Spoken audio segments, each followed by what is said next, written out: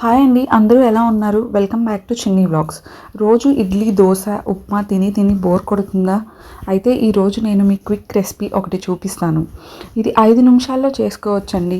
బ్రేక్ఫాస్ట్కి లేదా స్నాక్స్ టైంలో తినడానికైనా టేస్టీగా ఉండే అటుకుల ఉప్మా చూపిస్తాను, చూడండి. దీన్ని పోహా అని కూడా అంటారు. ఇప్పుడు దీనికోసం 2 రెబ్బల కరివేపాకు, 2 పచ్చిమిర్చి, సన్నగా కట్ చేసి పెట్టుకున్న ఉల్లిగడ్డ, కొద్దిగా కొత్తిమీర తీసుకోవాలి. ఇప్పుడు ఒక బౌల్ తీసుకొని నేను చూపిస్తున్నట్లుగా ఇదే కప్పుతో 3 కప్పులు మందపాటి అటుకులు వేసుకోండి. అలాగే అదే కప్పుతో 3 కప్పుల వాటర్ యాడ్ చేసుకొని ఇలా చేత్తో బాగా కలుపుతూ అటుకుల్ని బాగా కడగండి. అప్పుడే అటుకులకి ఉన్న డస్ట్ అంతా పోతుంది.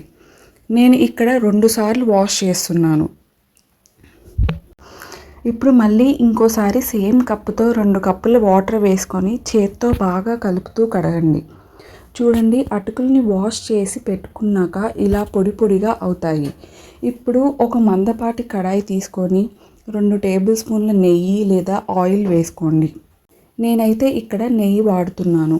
నెయ్యి బాగా హీట్ అయ్యాక ఒక అరకప్పు తాలింపు దినుసులు వేసుకొని అలాగే 2 ఎండుమిర్చి వేసుకోండి. తాలింపు దినుసులు ఎక్కువగా ఉంటేనే ఈ అటుకుల ఉప్మాకి టేస్ట్. మీకు కావాలి అంటే జీడిపప్పులు, పల్లీలు కూడా యాడ్ చేసుకోవచ్చు. తాలింపు దినుసుల్ని ఇలా ఎర్రగా వేపుకున్నాక కట్ చేసి పెట్టుకున్న పచ్చిమిర్చి వేసుకొని బాగా కలుపుకోండి. ఇప్పుడు 2 రెబ్బల కరివేపాకు వేసుకొని కలుపుకోండి. ఆ తర్వాత సన్నగా కట్ చేసి పెట్టుకున్న ఉల్లిగడ్డ వేసుకొని మొత్తం బాగా ఒకసారి కలుపుకోండి.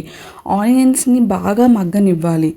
ఇప్పుడు ఇందులోనే 1/2 టీ స్పూన్ పసుపు, 1.5 స్పూన్ ఉప్పు వేసుకొని బాగా కలుపుకోండి. ఆనియన్స్ బ్రౌన్ కలర్ వచ్చే వరకు వేపుకోండి, లేదంటే టేస్ట్ బాగోదు.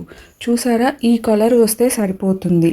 ఇప్పుడు ముందుగా కడిగి పెట్టుకున్న మందపాటి అటుకుల్ని వేసుకొని ఒక 2 నిమిషాల పాటు బాగా కలుపుతూ ఉండండి, లేదంటే మొత్తం కలవదు, అడుగంటిపోతుంది.